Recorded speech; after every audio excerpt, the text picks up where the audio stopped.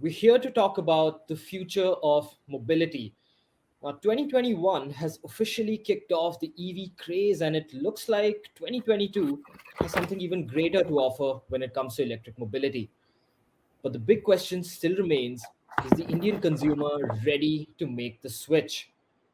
Joining us today is the MD of Volvo Cars India, Mr. Jyoti Malhotra, along with whom we have Karan Virwani, the CEO of WeWork India, and Ravin Meerchandani, the chairman of Adore Power. Gentlemen, thank you so much for joining us. Jyoti, I'd like to start with you first, given that you're at the helm of this sweeping change that's taking place at Volvo. The first EV offered by Volvo Cars India and a new EV to come every year. Tell us, where do you think the EV market is in India right now? Hi, Parth. As you rightly said, I think as far as Volvo is concerned, we are committed to move towards electrification.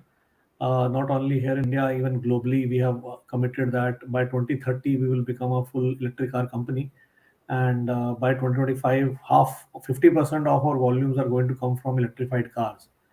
Having said that, for Indian market, I believe we have seen a very fast acceleration in adoption of electric cars in last 1 year. 1 year back, consumer was largely in a, I would say, a curiosity stage. That there was a lot of curiosity. People were asking a lot of questions. They had a lot of curious things in their mind. I think many people, many consumers have now crossed that line, and we are seeing that they are ready to now move forward and actually purchase cars. And we are seeing that the manufacturers who have the cars available in the market are getting a good traction. We also need to ensure that the right infrastructure at dealerships are available to service these cars, and we sort of create to offer, I would say, a peace of mind to our customer through a service package, so that this become a real compelling package for customers to move forward and take a plunge and move away from ICE and buy an EV. And I think if you answer these questions with the pricing, charging, range, battery life, serviceability, if you can find answers, I think we can have customers moving and buying electric cars. Purely from a consumer perspective, Karan, I'd like to know, where do you stand on electric mobility? Thank you for having me, firstly. I'm a big proponent and like a believer in the need for change, especially when it comes to the climate and the environment, and try to practice that in my everyday life as much as possible. I think my entire generation, as well, or a lot of people my age and the generations that are, younger than me, I have this ingrained in our, thought process that doing things for the environment or making the environment better is what's required. And I think the EV revolution is a big start to that, and it's a big it's going to be a big part of everyone's life moving forward. Ravin, being a part of the EV infrastructure space, obviously this is a space you're very, very familiar with and you have lots to say on the matter. Where do you stand on electric mobility and where do you see it going? Okay, thanks for the question. I'm obviously a little bit biased because my life is spent on converting people to electric vehicles. But if you look at India's vehicles on the road, there's about 300 million vehicles that are registered plying on the roads today, and 82% of those are 2 and 3-wheeled vehicles. About 9% are cars, and the balance is made up between trucks and buses. Today, the total cost of ownership for a 2-wheeler has already crossed over. It is, in fact, the same, or if not cheaper, to move to an electric 2-wheeler or an electric 3-wheeler. That's already happened. And so my argument to you would be that the people buying ICE engine 2-wheelers in 2022 will be the last cycle that's doing so. In 3 or 4 years, when they're ready to replace their vehicles, they'd be buying electric. And I'd say that would be the same for most people buying cars in the small mini segment of cars in India in 2022. When those come for replacement in 2026 or 2027, the natural automatic choice would be electric. So I see that by the end of this decade, we will have a significant component of electric on the roads in India. Jyoti, my next question is, safety, of course, is one of the bedrocks other than luxury for Volvo cars.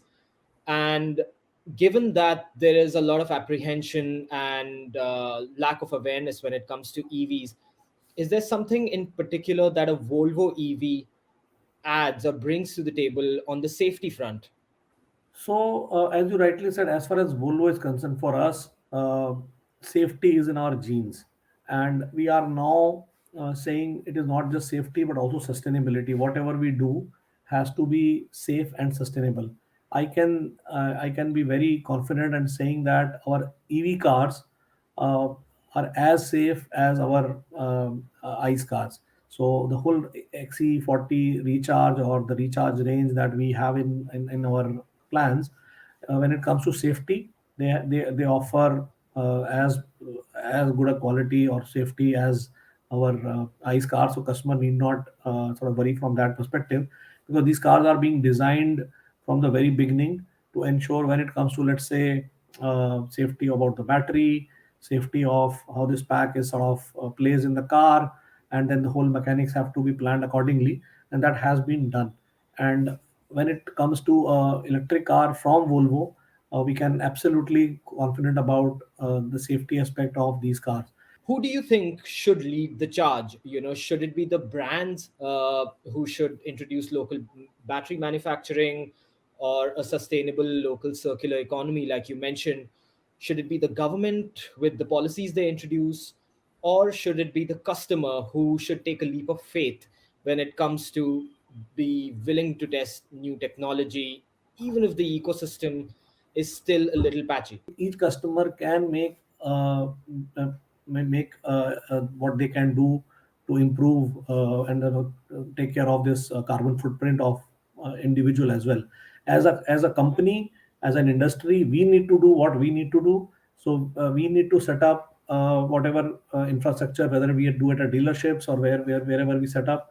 We try to ensure that these are then powered by renewable energy and not dependent on fossil fuel energy. And I think the government then plays a major role, that over a period of time, there is a need to shift from fossil fuel dependence on for electricity to renewable energy, and that I think the government has announced a lot. So I think everyone needs to come together and ensure that everyone does his or her role, or the government does, industry or individual does their job and their role to ensure that they contribute towards the sustainability movement.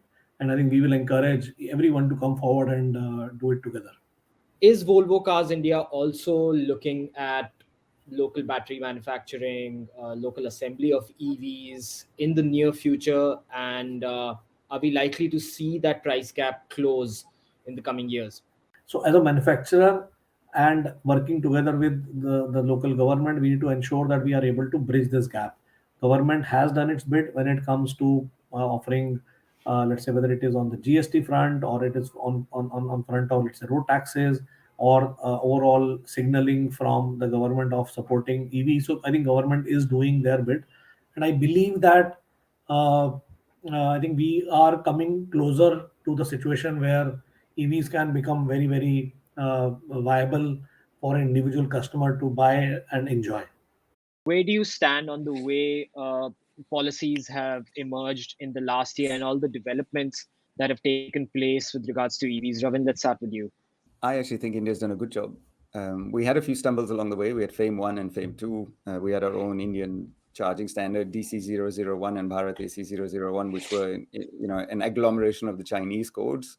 But since then, we've come a long way. Since FAME 2 has been released, since the PLI schemes have been announced, the government is right behind this. And it's not just Niti Aayog, but it's also the Ministry of Transport. It's also the Ministry of Highways.